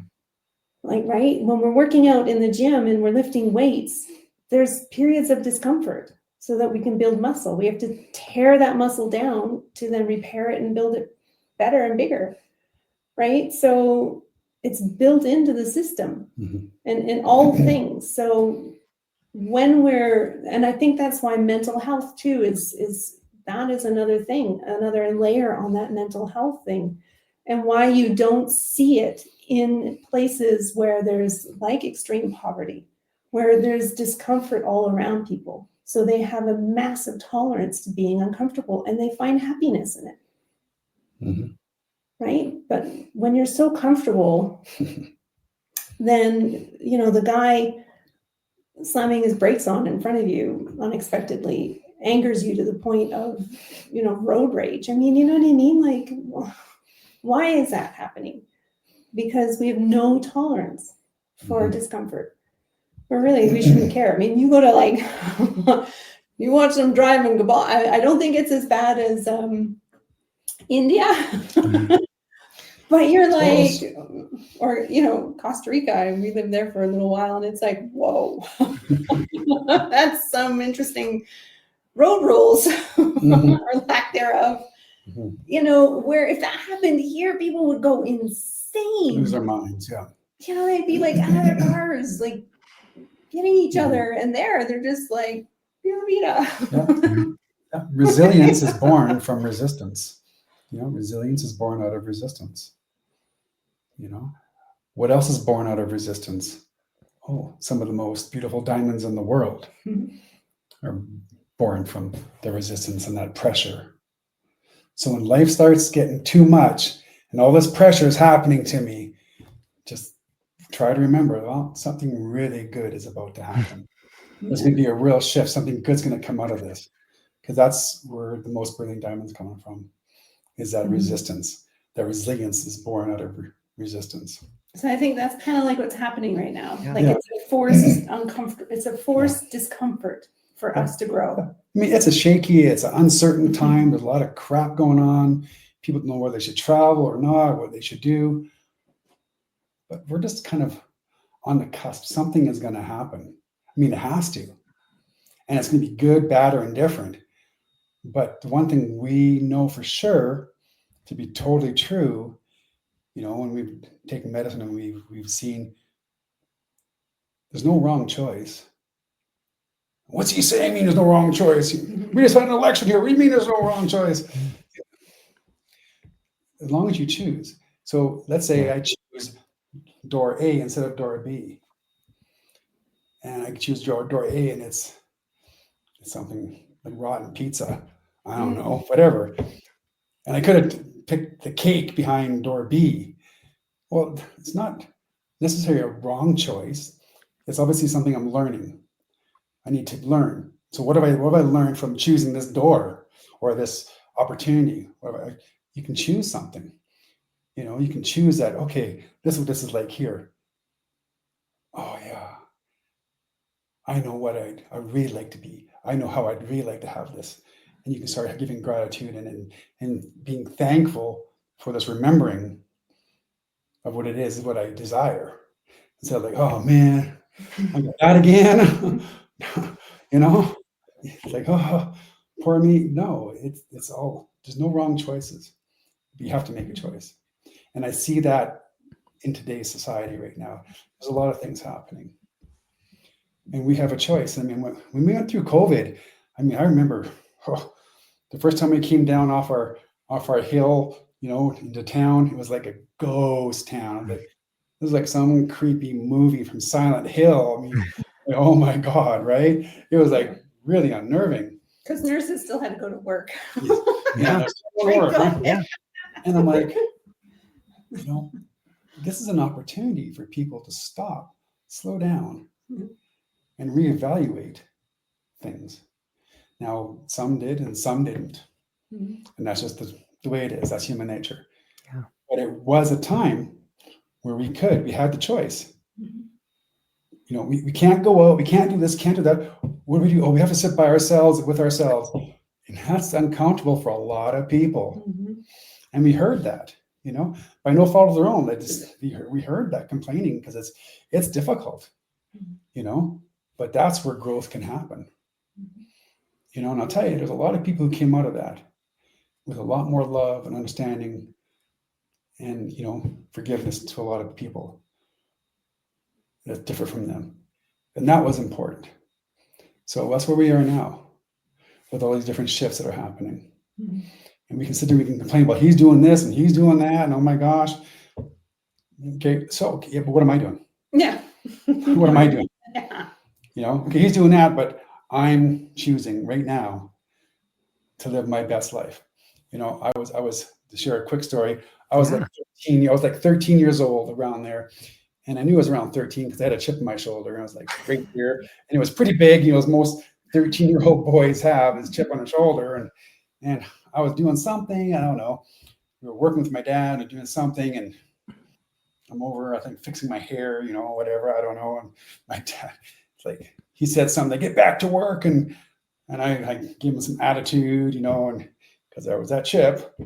And he said, listen, young man, the world does not revolve around you.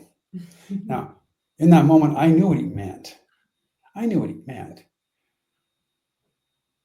that changed how I responded in life, and, wasn't being so self-absorbed and blah, blah, blah, and took people's feelings into account. And I did plant medicine as an adult. I'm like, hang on, Dad. My world does revolve around me. Everything I choose to be in this world of mine revolves around me. I can't control what's going on, but I can control how I'm going to move through it. So it's either going to be in my circle of influence, or it will not be in my circle of influence, And so I learned to think a little differently. So I see things going around now. So, okay, so what am I going to do? In the meantime, with all that's happening, how do I act? How do I treat my neighbor? Yeah. How do I treat someone else who voted for some different party? Oh my God, how do I do that? How can I ever talk to them again? They voted a whole different party than I voted for. Oh my God. We can't even be friends anymore. I know you're my twin brother, but how can we even do this? How do I move through it? So it gives us that moment we can reflect back and go, okay, so in this moment, I choose to live like this. And that's going to make a difference. If we all do that, it would make a big difference. Does that answer your questions? Yeah, that's beautiful. It's like the story of one of the favorite things I love about storytelling and getting to hear the experience and stories that were told to other people is the mind shift of the culture, or the mindset of the culture that we grew up in. And you can see it in the different generations. Like, hey, the world doesn't revolve around you. There's so much beautiful morality in that, but at the same point in time, it doesn't really fit for the world we're moving into. And I'm not judging it or anything like that, but it's just like, wow, no one, okay, that sheds a light onto how a generation was brought up. And of course the rules are going to be in that direction. If you can just sit with it and not hold it as true or untrue, you can be like, oh, that's a real insight into how a large portion of the world thinks. And if they think that, then maybe I could adjust this way, or maybe I could shift it this way. But that's just the power of storytelling, and recounting these stories that happen to us at a young age allow insight into so many people and so many different things. And that's a big part of the ceremony. And it's listening to the stories of the people that came before you. Now we're back to the elders, and we're back to the real learning done in front of the fire, where people are listening, and maybe the kids are over here at this table, but they have one ear up because they want to hear what the adults have to say, and don't tell them about this part right here. And the kids, they want to hear that part more than anything, but it's the real community learning aspect that I'm really eager to be part of and do on some level. But yeah, that answers my question perfectly. And that being said, I got some more questions coming in.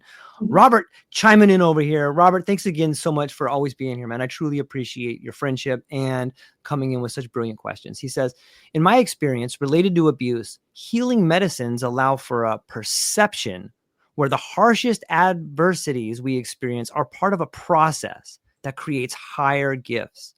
Outside of time, we then understand tremendous gratitude and appreciation, seeing an eternal perspective.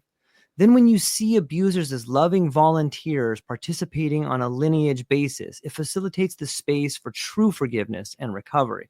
That's pretty deep right there. And I think, right? Yeah, totally. It is. And there's beauty in that. Yeah. There's so much beauty in exactly what he said. There's just so much beauty in it. Forgiveness is hard. Forgiveness is hard, but forgiveness is about you. Yeah, what is forgiveness, right? What is it? Yeah, what?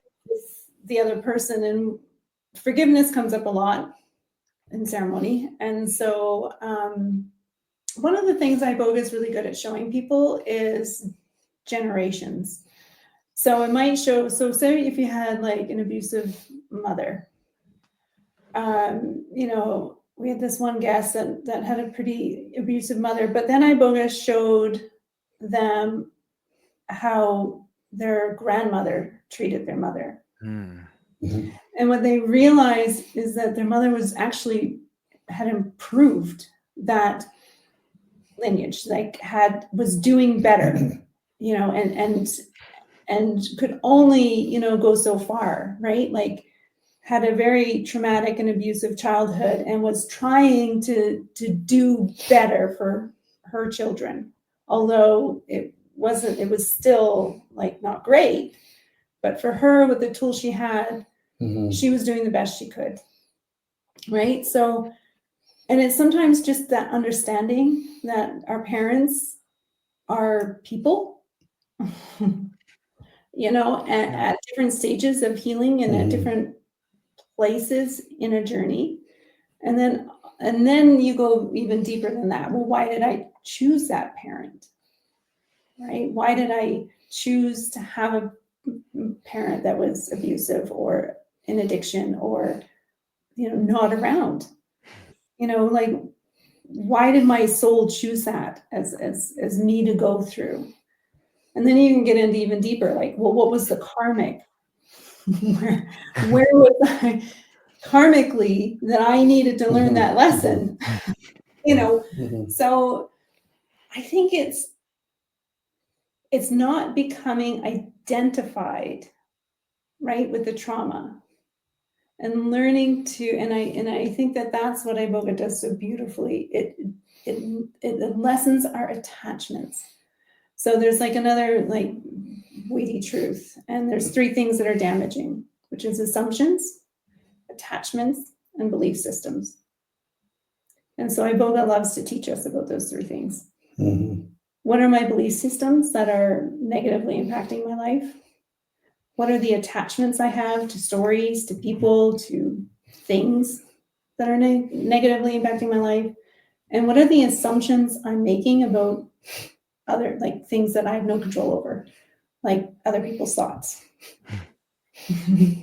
Like, I'm assuming I know what someone's thinking, feeling, or doing. I actually have no idea. And that's dangerous because it only wreaks negative, probably, most likely, it has a negative impact on me. Because usually we go to like, oh, what are they saying? They're talking about me. Maybe they don't like me. And, you know, they're probably, you know, judging me and blah, blah, blah. When really they're thinking about themselves. I mean, it's not a single thought of you in Right. mind that whole It time. happens, yeah. They're thinking about, oh my God, is my hair Mhm. okay? And does my shirt look weird? You know, like we're very self-absorbed, and we think that other people are self-absorbed about us. They're self-absorbed about themselves. So I think like when we break it down those three things, that's Mhm. where that's like it's just about these lessons and what we need to grow Mhm. through. Mhm. You know, and then back with the forgiving part of it, right? It's forward giving, and we're Mm. actually forgiving ourselves. Yeah. You know, and that comes up a lot too in these plant medicine circles. You know, when people are thinking about these past traumas, and some are horrific, and there's different types, and they're like, how do I forgive someone for doing that to me? Like, I didn't ask for that. No, you didn't. That's horrific. It was horrific. But when did that happen? What happened when I was 3? Yeah, that's horrific. But that's the past. And you need to forgive yourself. Well, why? I didn't do anything. But you've been holding it. You've been holding on to that moment your whole life. And you're either angry or you've got grief around it or shame around it. All these things are somatizing into illnesses and who knows what else, but it's there. It's palpable. We know people like this, and it's hard to watch them look at themselves like that. And the moment you forgive yourself from hanging on to it, not excusing so and so, but for hanging on to that, it just sheds and becomes lighter. You know, you don't forget what happened. You know, don't forget. At least we repeat it. You know, so you don't forget, but there's that letting go.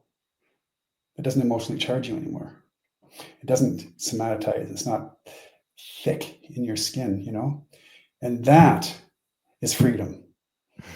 You know, that is where forgiveness is amazing. Because, you know, if I say I forgive you for whatever, it doesn't mean I'm going to say what you did is right, but it frees me from being in that situation and holding it. Because, you know, 20 years from now, you're not going to remember that you did this thing on this podcast, George, but I'm going to remember it. And, you know, I remember back when I was 60 and that George guy, you know, kept looking off to the right-hand side, not looking at us. I'm like, I don't know, something was wrong. I'm not sure. He was adjusting the color. I'm not sure. But I never got over it.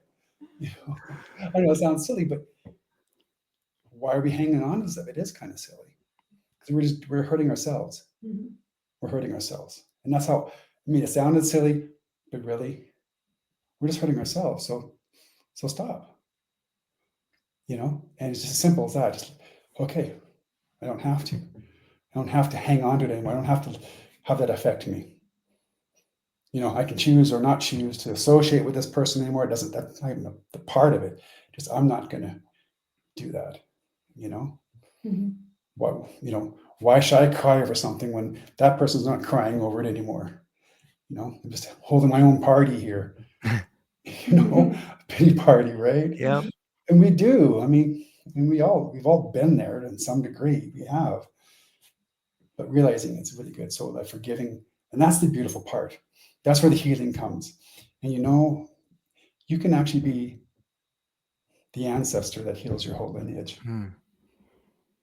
You know, you can stop that from continuing generational after you. And that's beautiful. That's where it becomes, wow, I'm this because of, in spite of, and because of all that, I'm this. I mean, the stuff that makes up me as a man, there's a lot of stuff. I've done a lot of stuff in my life, lived a lot of different lives in my life. My tattoos have all these different meanings and stuff from different stages of my life, good, bad, and indifferent. And they're important because they make me who I am. You know, and there's different levels of forgiveness and things that have happened. But that's the beautiful part of it. Yeah. And I think the other part of that equation too is like, okay, so a lot of times our traumas are part of our identity, right? I am Michelle and I, you know, had an abusive partner, or I am Michelle and I, you know, had abusive parents, right? Part of my identity. So if we're going to challenge that, what do we want instead?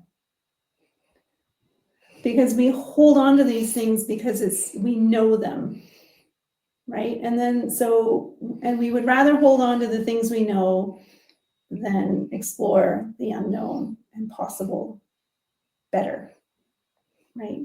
Even though what we know is harming us. So we ask this of people when they come in. Okay, great. You want to let go of all these things. I want to let go of my self-doubt. I want to let go of my, you know, attachment to, you know, this addiction. I want to let go of all these things. Okay. And people can list them really easy. They can just go, and you say, okay, well, what do you want to get rid of? Yep. I have my list. Yeah. It's 10 things long. I have 40 questions for the medicine of all the things I need to know about why I'm broken. And then you go, okay, well, what do you want to replace that with?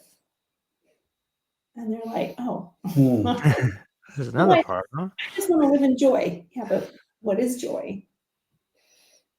What does that life mean to you? What do you want to bring in? Because we can't just create a vortex and we can't just take things out and not put something in its place. Like you have to bring something you want in. And that's hard for people. People often, especially when we're at the beginning of the journey and we're really just like really looking at where our addictions are, where our flaws are, right? Where we're broken, okay? And then we're like, okay, well, if you don't know where you want to go, how are you going to get there? If you don't know what you want to become, if you don't know who you are, then who you want to be. And if you don't know the answer to that question, that's fine. Then let's ask that question. who am I? Who do I want to be? Like, what do I want to become? What do I want to project out into the world? What do I want to create? Because if I'm not creating something intentionally, then life is going to create it for me. So it's bringing intention into your experience, not just, saying, okay, medicine, rid me of all my sins. But, also now I want to be intentional with my life and move forward with understanding and knowing. Right. And so that's part of that process of becoming aware, becoming conscious, is becoming intentional. It's not just floating through life totally oblivious, right? And we know there's lots of people like that. They just kind of, float through life, just do the thing, never question, never, The unconscious traveler. Never question, and they end up sometimes at the end of their life, and they're like, "Whoa, wait a minute, I missed out on some things," right? So it's beautiful. I think now the main street part that's beautiful is that we're asking that question. Who am I? What am I doing? Why do I do the things I do? How do I become whole again, or remember who I am again? How do I come back to my purpose? What is it I wanted to do while I was here? So I don't have to come back and do it again. And sometimes we have to have little notes so we remember what we did. I'm not preaching to the choir. Let it go. Let it go. I came up on a journey for me, I'm telling you. Before the movie Frozen came out, okay? Way before. So it's remembering. It is remembering. That was a really good question Robert had. Boy, yeah, he's a brilliant individual. Thank you. Lighter coming into us from YouTube. I'm always here. Lighter, thank you so much for being here. Appreciate it. Forgiveness is releasing both parties energetically, not some grand gesture. Sounds like he's been through some of the fires of forgiveness there. No, yeah. Those who know. Yes. Yeah, It's true. It's true. It is true. Yeah. Michele and Patrick, this has been an amazing conversation, and I'm grateful to get to sit down here with you and just talk story a little bit and figure some things out. We blew through like 2 hours like it was nothing. It's so crazy to think about, and for me, it's just such a mark of a great conversation when it goes by so fast. But as we're kind of landing the plane, where can people find you? What do you have coming up, and like what are you excited about? So I'll let Patrick he's the social media guy, so I'll let him. Okay. Oh, blame it on me now. Oh, that's transference. I have to read it. I have to go, okay, our IG is. Yeah, so you can find us on Instagram, and we're Soul Reflections Iboga. Our Facebook page is the same, Soul Reflections Iboga. You can reach us on our email at info@soulreflections.net, and our website is soulreflections.net. It's not about advertising. It's about starting the conversations, because people want to talk about things, and they're always looking to where they can talk and who understands. So we're trying to really open that up with that. Things that we're excited about, man. Besides life, we've got some amazing retreats coming up in end of September, beginning of October, down in Mexico. We're looking to go up in the mountains of Tepoztlan and do some retreats in there, which is going to be phenomenal. We have an amazing team who we're all Bwiti initiates and just lovely, lovely people to work with as well. So that's new. So we like doing these retreats in community. Like we do private ones, small ones in our home, but when we can work in community, it's so much better. I love That's it fun. so much. That's fun too. Yeah. And then we have a fire talk. So within our community, so we have a preparation community and an integration community. And every month for integration, we do a monthly fire talk. And so on June 8th, what we'll do is we'll make the link available. So it's not just for the people in the community, it's for anybody that's experienced Iboga if they want to chat. So we'll put that on we'll make sure we put that in our Instagram and Facebook, those links, so people can connect if they want to just talk. And those talks are amazing because, people are coming together and sharing what the medicine has taught them and continuing to teach them. And sometimes we have people come that did the medicine like 5-7 years ago, and it's still an impact in their life. Like it's still teaching them lessons. Like the Iboga, we always say Iboga never leaves you. It stays with you forever if you want it to. So it's a beautiful spirit, and it has so much to teach us. So 2:45. We missed our 1 o'clock. Oh shoot. Michele, Patrick. Yes, I hope you have a beautiful day. I will sign off. Ladies and gentlemen, thank you so much for being here today. You have a beautiful day. Hang on briefly afterwards, Michele and Patrick. That's all we got, ladies and gentlemen. Aloha.